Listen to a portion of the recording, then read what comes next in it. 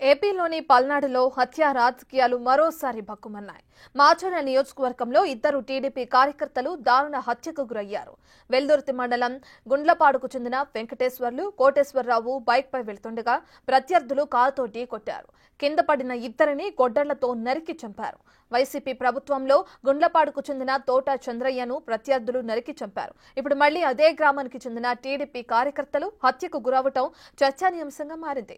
అయితే గతంలో హత్యకు గురైన చంద్రయ్యకు ఇప్పుడు చనిపోయిన ఇద్దరికి ఎలాంటి బంధుత్వం లేదని తెలిపారు పోలీసులు.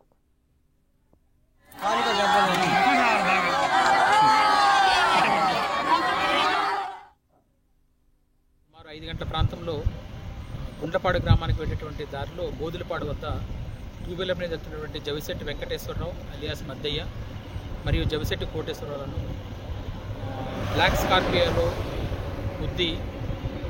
గుద్దడం జరిగింది. ఇందులో చనిపోయిన వారికి కోట చంద్రయ్య గారి కుటుంబానికి ఎటువంటి బంధుత్వం లేదు. మరియు ఇద్దరు కూడా టీడీపీ పార్టీకి చెందిన వారే. దీనికి గల కారణాలను మరియు నిందితులను పట్టుకోవడానికి అందరం కూడా దీని విషయంలో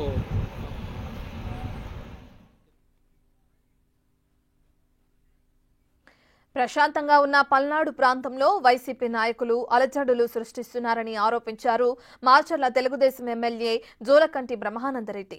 మాచర్ల నియోజకవర్గంలో ప్రశాంత వాతావరణం కల్పించాలని ప్రయత్నిస్తుంటే మాజీ ఎమ్మెల్యే పిన్నెల్లి రామకృష్ణారెడ్డి హత్య రాజకీయాలకు తెరతీస్తున్నారని మండిపడ్డారు.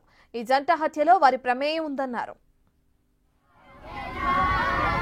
ఒకటే హెచ్చరిస్తున్నాను, మీరేదో ఇలాంటి కార్యక్రమాలు చేస్తారనే నేను గ్రామాల్లో పార్టీ కార్యకర్తల్ని పిలిచి కూడా మందలిస్తా ఉన్నాను. మీరు రెచ్చగొట్టి ఇటువంటి కార్యక్రమాలు చేస్తే మీకు 7.0 మీ జగన్ రెడ్డి చూపించే 2.0 కాదు, మీకు 7.0 7 ఊసలు లెక్క పెట్టుకునే రోజులు కూడా మీకు దగ్గరలోకి వస్తాయని చెప్పి సందర్భంగా చెప్తా ఉన్నాను. పల్నాడు ప్రశాంతంగా ఉంది. ఈరోజు ప్రశాంతంగా ఉన్న పల్నాడులో చిన్న చిన్న సంఘటనలను కూడా రెచ్చగొట్టి ఆ రోజు పశువేమల్లో ఒక కుటుంబం మధ్య హత్యలు జరిగితే మేము ఎక్కడా కానీ మొదటి దాడి జరిగింది కానీ రెండవ దాడి జరిగింది అనే విషయంలో హాస్పిటల్లో పరామర్శించాను తప్పితే నువ్వెళ్ళి అక్కడ శవరాజకీయాలు చేసే ప్రయత్నం చేశావు పిన్నెల్లి రామకృష్ణారెడ్డి. ఈరోజు దీని వెనక ఎవరున్నారు ఏంటనేది ఖచ్చితంగా తేలుస్తాము. తేల్చి మీ అందరినీ కూడా 7 ఊసలు లెక్క పెట్టే పరిస్థితులు తీసుకొని వస్తామని చెప్పేసి సందర్భం